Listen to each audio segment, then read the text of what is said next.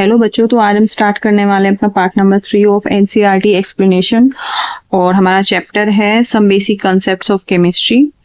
और अगर आप पिछले चैप्टर्स को फॉलो कर रहे हैं तो हम स्टेट्स ऑफ मैटर तक पढ़ चुके थे। तो चलिए अब आगे स्टार्ट करते हैं। आज हम पढ़ने वाले हैं क्लासिफिकेशन ऑफ मैटर। तो देखिए, अब इसमें क्या है, जो ये है ये रोमन में है क्लास नाइन्थ के चैप्टर 2 में आपने ऑलरेडी ये पढ़ा हुआ है। अगर मैक्रोस्कोप पे या फिर बल्क का मतलब होता है कि बड़े लेवल पे अगर आप देखिए छोटा छोटा लेवल होता है माइक्रोस्कोपिक, जिसको हम किससे देखते हैं, माइक्रोस्कोप से देखते हैं।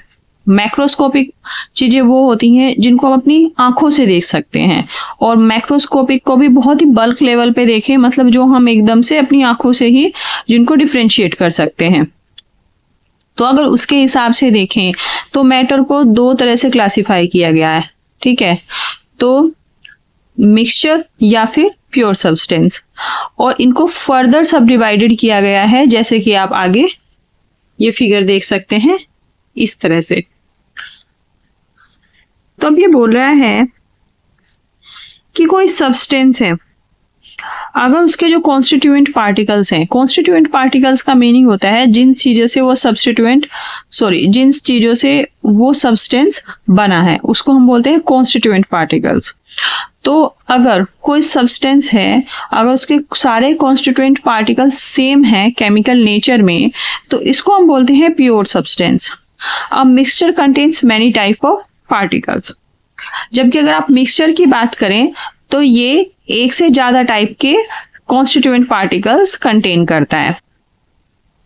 तो अगर यहाँ पे हम बना लें, जैसे मैटर है, मैटर को बोला कि दो तरह से सब डिवाइड कर सकते हैं। एक तो आपका हो गया क्या, एक आपका हो गया मिक्सचर, और एक आपका हो गया प्योर सब्सटेंस।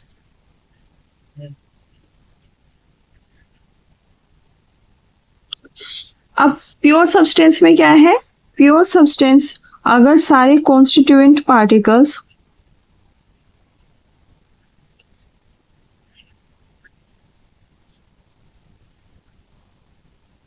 क्या हो, सेम हो, और अगर ये सेम होंगे तभी तो केमिकली ये सेम होंगे। अगर ये सेम होंगे तभी इनका केमिकल नेचर सेम होगा।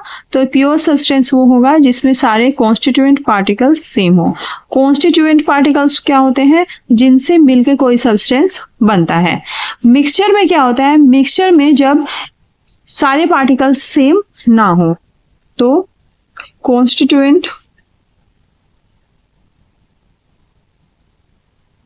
पार्टिकल्स आर नॉट सेम, ठीक है जी। तो ये बेसिकली डिफरेंस हो गया। अब चलते हैं आगे। अब ये बोला है a mixture contains particles of 2 और मोर प्योर सब्सटेंसेस। देखिए, उसमें डिफरेंट कॉन्स्टिट्यूएंट पार्टिकल्स तभी होंगे जब हम दो या दो से ज्यादा प्योर सब्सटेंस मिक्स करेंगे।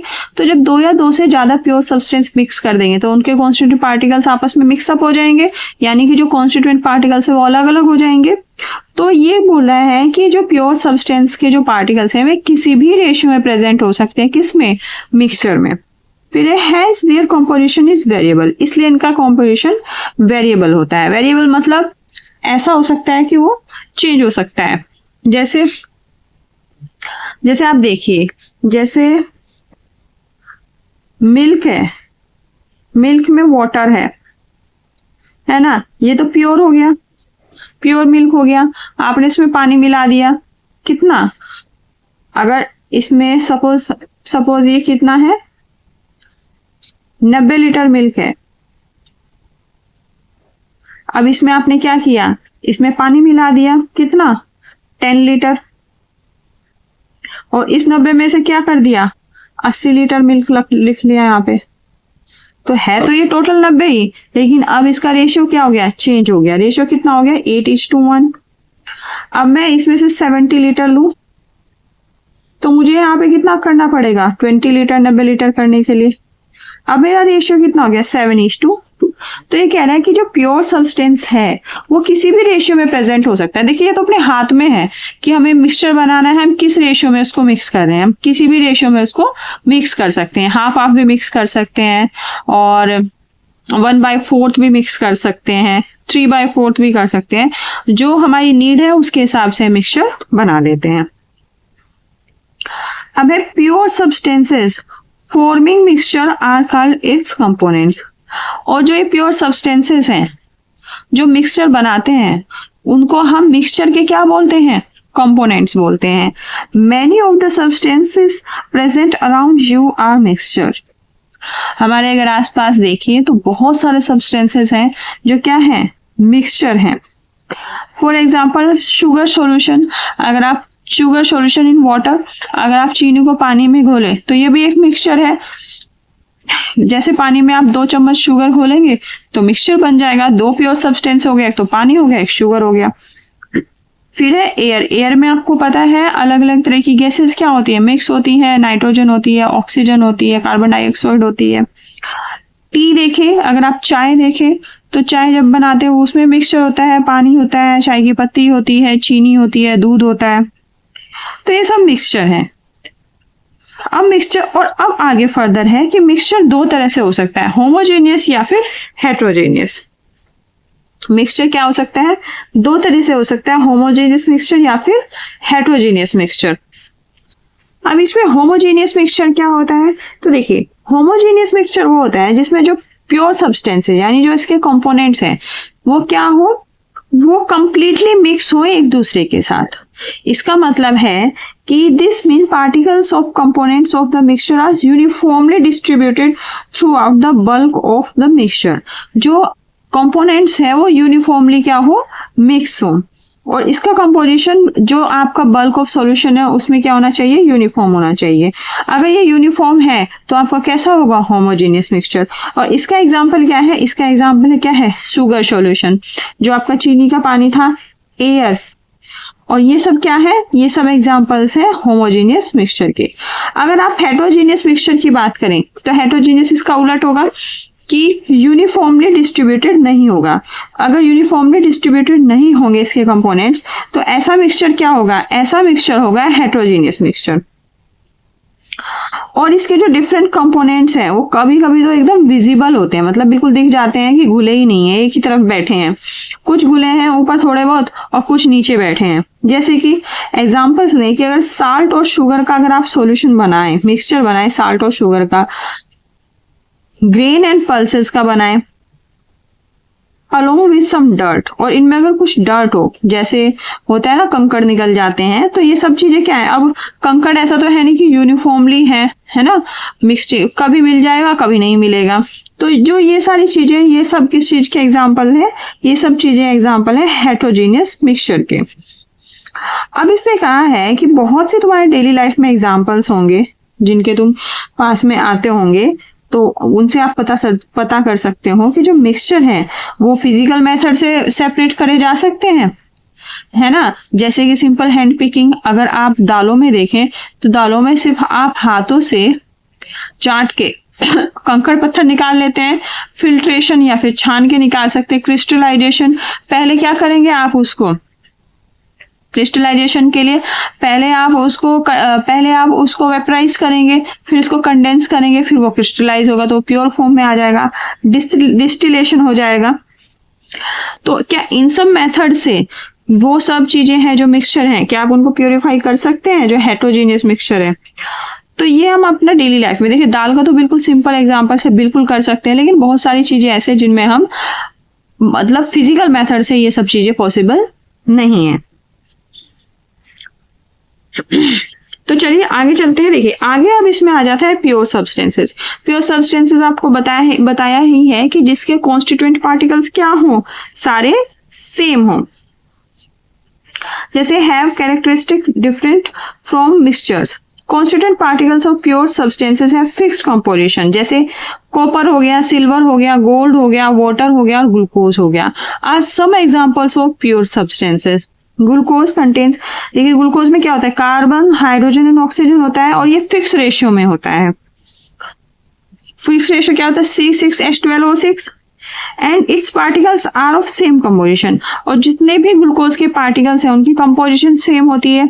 ये नहीं कि एक तरफ उनकी कंपोजिशन अलग है ना, और दूसरी तरफ अलग है। Hence, like other pure substances, glucose has a fixed composition. Although its constituent, जैसे इसके constituent हैं carbon, hydrogen and oxygen, can not be separated by physical method. आप इसको फिजिकल मेथड से सेपरेट नहीं कर सकते। Pure substances can further be classified. अब आप प्योर सब्सटेंस को फर्दर क्लासिफाई कर सकते हैं एलिमेंट्स में या फिर कंपाउंड्स में। ये बड़ा इंपॉर्टेंट है। Particles of an element consist of only one type of atoms. देखिए, अगर आप एलिमेंट की बात करें तो सिर्फ इसमें एक ही टाइप के एटम्स होते हैं। किसमें? एलिमेंट में। These particles may exist as atoms और molecules। और ये पार्टिकल्स या तो एटम्स की तरह एग्जिस्ट कर सकते हैं या फिर मॉलिक्यूल्स। जैसे आप H2 गैस लीजिए, है ना, H2 तो एक मॉलिक्यूल हो गया, लेकिन अगर सिर्फ आपका क्या है, अगर वो प्योर सब्सटेंस है तो उसमें सिर्फ H2 गैस ही होगी। You may be familiar with atoms and molecules from the previous classes. अब देखिए, आपने 9th-10th में ये एटम्स एंड मॉलिक्यूल्स तो पढ़ लिया है। You will be studying about them in detail. जब हम यूनिट 2 में जाएंगे जिसका नाम है एटॉमिक स्ट्रक्चर, उसमें हम इसको और डिटेल में पढ़ेंगे। देखिए, sodium, copper, silver, hydrogen, oxygen, ये सब क्या एग्जांपल्स हैं? ये सब एलिमेंट्स के एग्जांपल्स हैं। There all atoms are of one type. ये सब एलिमेंट्स हैं और इनमें एक ही टाइप के एटम है। However, the atoms of different elements are different in nature. जो एटम है जिसमें डिफरेंट एलिमेंट्स हैं वो नेचर में डिफरेंट होते हैं। Some elements such as sodium और copper contains atoms as their constituent particles, whereas in some others the constituent particles are molecules which are formed by 2 or more atoms. देखिए, कुछ molecules में तो कुछ elements तो ऐसे हैं, जैसे कि सोडियम हो गया, जैसे कॉपर हो गया, ठीक है, उसमें एटम ही उनके कॉन्स्टिट्यूएंट पार्टिकल्स होते हैं, है ना। सोडियम में सिर्फ Na ही होगा, कॉपर में सिर्फ कॉपर ही होगा। लेकिन कुछ ऐसे भी एलिमेंट्स हैं जिनके कॉन्स्टिट्यूएंट पार्टिकल्स क्या है? मॉलिक्यूल्स हैं, और जो कैसे बनते हैं? 2 या 2 से ज्यादा एटम्स से बनते हैं। फॉर एग्जाम्पल देखिए, hydrogen, nitrogen and oxygen gases consist of molecules. अभी मैंने पीछे बताया था, तो ये कैसे कंसिस्ट करते हैं? As molecules in which 2 atoms combine to give their respective molecules. This illustrated in figure 1.3। देखिए, एटम्स ऑफ डिफरेंट एलिमेंट्स। देखिए, सोडियम का एटम क्या है? Na, copper, nitrogen, oxygen, hydrogen. जब हाइड्रोजन से हाइड्रोजन मिला तो आपको क्या मिला? मॉलिक्यूल मिला, हाइड्रोजन गैस।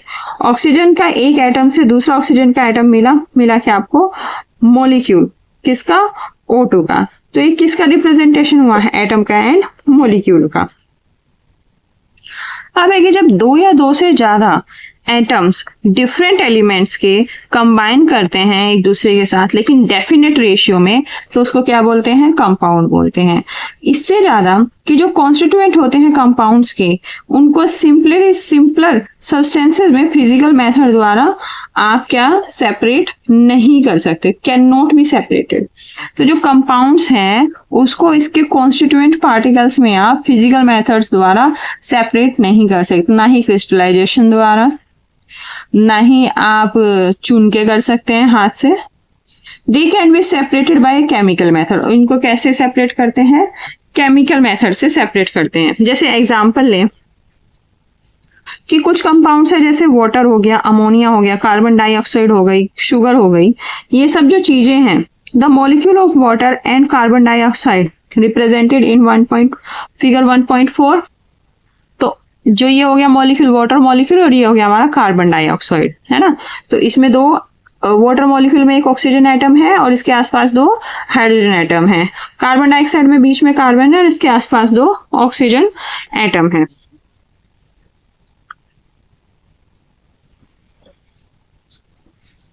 इसीलिए atoms of different elements are present in compound. ये तो पता चल गया कि डिफरेंट एलिमेंट के एटम्स प्रेजेंट होते हैं किसमें? कंपाउंड में, और ये एक फिक्स्ड और डेफिनेट रेशियो में होते हैं।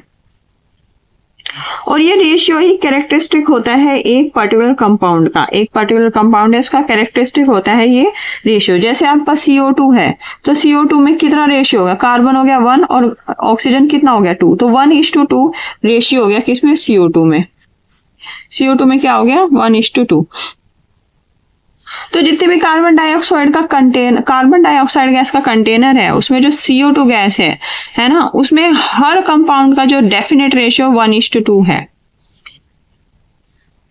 Also the properties of compound are different from those of its constituent elements. और देखिए जो कंपाउंड बनता है उसकी प्रॉपर्टीज इसके कॉन्स्टिट्यूएंट एलिमेंट से अलग होती है। CO2 की प्रॉपर्टीज कार्बन से अलग होती है और ऑक्सीजन से अलग होती है।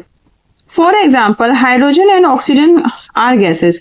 जैसे हाइड्रोजन और ऑक्सीजन तो गैसेस हैं, जबकि इनके कॉम्बिनेशन जो कंपाउंड बनता है वाटर, वो एक लिक्विड है ना। तो हाइड्रोजन और ऑक्सीजन तो गैसेज है, H2 और O2 की फॉर्म में रहती हैं एनवायरनमेंट में प्रेजेंट। लेकिन जब ये मिक्स करते हैं, आपस में रिएक्ट करते हैं, तो एक डेफिनेट रेशियो में ही कंपाउंड बनता है और वो कंपाउंड बनता है H2O, यानी 2:1 रेशियो में बनता है।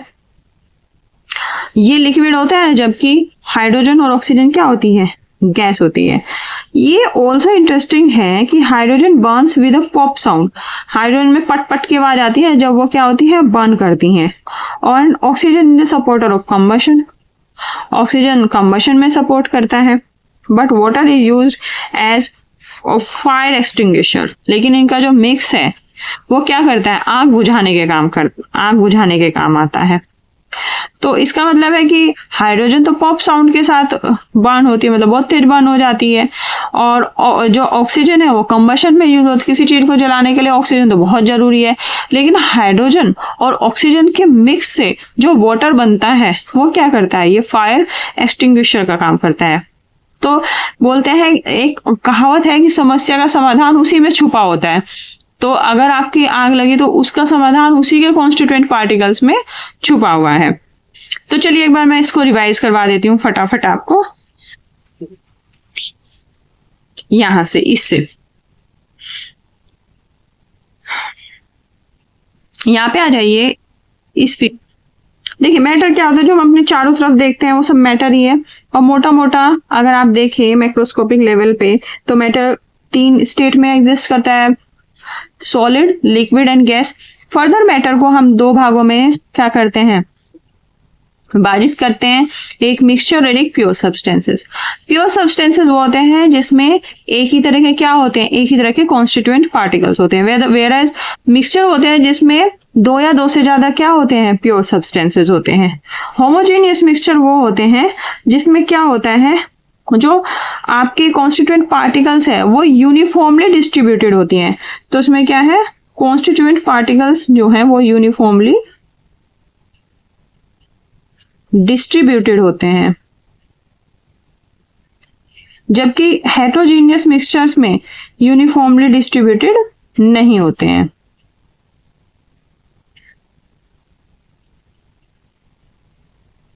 ठीक है, फिर आ जाओ प्योर सब्सटेंसेस पे।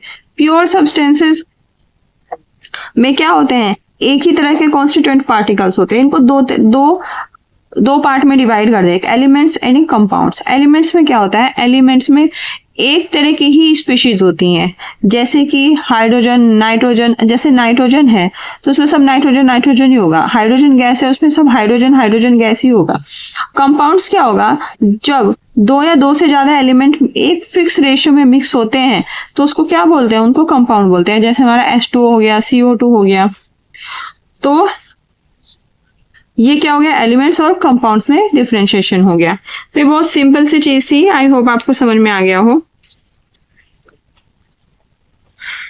फिर मैंने बताया था कि देखिए जो आपके कंपाउंड बनते हैं, है ना, जो कंपाउंड बनते हैं उनकी properties, physical and chemical properties, उनकी कॉन्स्टिट्यूएंट पार्टिकल्स यानी कि जिन एटम से वो बनी है उनसे अलग होती है। हो सकता है कि देखिए जैसे CO2 भी एक गैस है ना, और जो कॉन्स्टिट्यूएंट पार्टिकल्स है जैसे ऑक्सीजन भी एक गैस है, लेकिन उनकी प्रॉपर्टीज सेम नहीं होगी। जैसे ऑक्सीजन, जैसे H2O के केस में था, जो O2 थी वो तो कंबशन में यूज करते हैं, आग जलाने में O2 बहुत इंपॉर्टेंट होती है। आपको पता है अगर ऑक्सीजन ना हो तो आग लग ही नहीं सकती, जबकि जो H2O है वो फायर एक्सटिंग्विशर, आग बुझाने का काम करता है। तो इस तरह से ये छोटी छोटी चीजें हैं। तो चलिए अब इसके आगे हमारा जो टॉपिक है वो है properties of matter and there measurement. Matter की प्रॉपर्टीज क्या होती हैं। अभी हमने मैटर के बारे में पढ़ लिया, क्या होता है, मिक्सचर होता है, प्योर सब्सटेंस होता है, किसी भी तरह से हो सकता है। अब उनकी प्रॉपर्टीज क्या होती है और उनका हम मेजरमेंट कैसे करेंगे। देखिए फिजिकल एंड केमिकल प्रॉपर्टीज के बारे में करते हैं बात। हर एक सब्सटेंस की कुछ यूनिक कैरेक्टरिस्टिक होती हैं। These properties can be classified into two categories, और ये प्रॉपर्टीज दो कैटेगरीज में क्लासीफाई की जा सकती हैं, physical properties and chemical properties. Physical properties में आ जाते हैं। फिजिकल का मतलब होता है जिसको आप छू सकते हैं, देख सकते हैं। तो छू के और देख के क्या क्या पता चल सकता है, कलर का पता चल सकता है, कलर देख सकते हैं, ऑर्डर देख सकते हैं, सूंघ के पता कर सकते हैं, मेल्टिंग पॉइंट देख सकते हैं, बॉइलिंग पॉइंट देख सकते हैं, डेंसिटी देख सकते हैं। तो ये सब चीजें तो हम आंखों से देख सकते हैं। जबकि केमिकल प्रॉपर्टीज जो होती हैं, जैसे कॉम्पोजिशन हो गया, कंबस्टिबिलिटी हो गया, इसकी कंबस्टिबिलिटी क्या है, कितना कितना जल सकता है, रिएक्टिविटी क्या है with acids and bases, acid और बेसिड के साथ ये कैसे रिएक्ट करेंगे। तो हम आंखों से तो नहीं बता सकते, लेकिन जब हम उसकी रिएक्शन कराएंगे एसिड एंड बेस से, तब हमें पता चलेगा इसकी केमिकल प्रॉपर्टीज क्या है। फिजिकल प्रॉपर्टीज मेजर की जा सकती है। आप इसके कॉम्पोजिशन, आप सब्सटेंस का कॉम्पोजिशन बिना चेंज किए फिजिकल प्रॉपर्टीज मेजर की जा सकती हैं। ये बहुत ही इंपॉर्टेंट चीज है। जबकि केमिकल ऑब्जर्वेशन के लिए हमें केमिकल चेंज का रिक्वायरमेंट होता है। तो जैसे देखिए, अगर आपको कलर देखना है, कलर देखने के लिए आपको उसका किसी से रिएक्ट नहीं कराना पड़ेगा, एकदम देख के पता चल जाएगा। सूंघना है, सूंघने के लिए भी कोई रिएक्शन नहीं चाहिए। लेकिन अगर हमें देखना है इसकी कंबस्टिबिलिटी कितनी है, कि कितना ज्वलनशील है, कितना मतलब ये ऑक्सीजन के साथ रिएक्ट करता है, तो इसको हमें पहले ऑक्सीजन के साथ रिएक्ट कराना पड़ेगा। अगर हम इसको रिएक्ट कराएंगे तो केमिकल चेंज हो जाएगा। Measurement of physical properties does not require occurrence of a chemical change. Physical properties के लिए केमिकल चेंज जरूरी नहीं है। The examples of chemical properties are characteristic reactions of different substances. अब chemical properties जानने के लिए हम क्या करेंगे, उस substance की या उस compound की different substance and compound से react करके देखेंगे कि ये कैसे उनके साथ react करता है। जैसे acidity देखेंगे, basicity देखेंगे, combustibility देखेंगे। तो केमिस्ट ने डिस्क्राइब किया और प्रिडिक्ट किया behaviour of substance on the basis of knowledge of their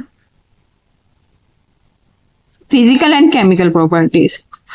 तो सब्सटेंस को कैसे केमिस्ट ने प्रिडिक्ट किया, देखिए पहले उसको देखा कि कैसे रंग का है, कैसे इसमें से सूंघ आ रही है, और कैसे ये रिएक्ट करता है ना, कैसे इसके ये एसिड के साथ कैसे रिएक्ट करता है, बेस के साथ रिएक्ट करता है। तो इन सब का फिर एक सम किया और फिर हमने उसकी प्रॉपर्टीज बताई, और हमने बता दिया केमिकल प्रॉपर्टीज क्या है, इसकी फिजिकल प्रॉपर्टीज क्या है।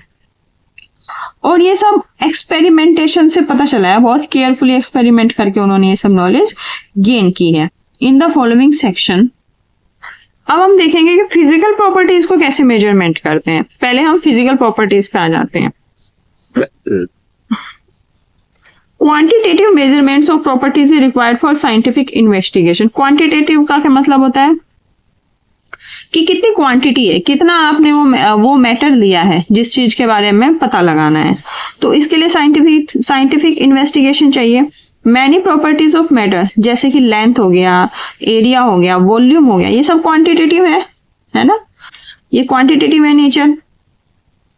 जैसे लेंथ हो गया, एरिया हो गया, वॉल्यूम हो गया। अब ये सब चीजें आपको नीचे पता चलेंगी जब इनको डिटेल में पढ़ेंगे। एनी क्वांटिटेटिव ऑब्जर्वेशन और measurement is represented by number followed by units. और ये सब चीज आपको निकालने के लिए आपको एक नंबर पता होना चाहिए, और जो फॉलो कर किसके द्वारा होना चाहिए, उनकी यूनिट्स के द्वारा। जैसे कि लेंथ है, लेंथ में मतलब ये आपने कोई मेटल लिया, ये लेंथ में कितना है, सपोज ये 5 सेंटीमीटर है, तो 5 लेंथ हो गई और सेंटीमीटर क्या हो गई, उसकी यूनिट हो गई। For example, length of a room can be represented as 6 metre. Here 6 is a number and m, जो m है, जो मीटर है, ये डिनोट क्या करता है, मीटर को। तो the unit in which the length is measured. देखिए सबसे पहले क्या है, दो डिफरेंट सिस्टम यूज किए जा सकते थे मेजरमेंट के, एक तो इंग्लिश सिस्टम था और एक मीट्रिक सिस्टम था, और ये डिफरेंट डिफरेंट पार्ट में यूज होते थे वर्ड के। The metric system which originated in France in late 18th century was more convenient as it was based on decimal system। तो इसमें ज्यादा कन्वीनियंट कौन सा है, मीट्रिक सिस्टम है, जो बेसिकली ओरिजिनेट हुआ था कहाँ पे, फ्रांस में। और लेट 18th सेंचुरी मतलब लेट 18 मतलब 1780s टू 1800 के बीच में जो था, ये इसका क्या था, ये इसमें ज्यादा फेमस था, ज्यादा कन्वीनियंट था, क्योंकि ये डेसिमल सिस्टम पे बेस्ड था। Late need of common standard system was filled by the scientific community. Such a system was established in 1960 and is discussed later below। इसके बाद में क्या हुआ कि कोई कंट्री ने कोई सिस्टम लगा रखा है, कोई कंट्री ने कोई सिस्टम लगा रखा है। अब देखिए अगर आपको एक्सपेरिमेंट करना है या कुछ चीजें आपको निकालनी है तो पूरा ऑल ओवर द वर्ल्ड के लिए करना है। आपने कुछ एक्सपेरिमेंट भी किया तो दूसरी कंट्री के साइंटिस्ट को भी समझ में आना चाहिए।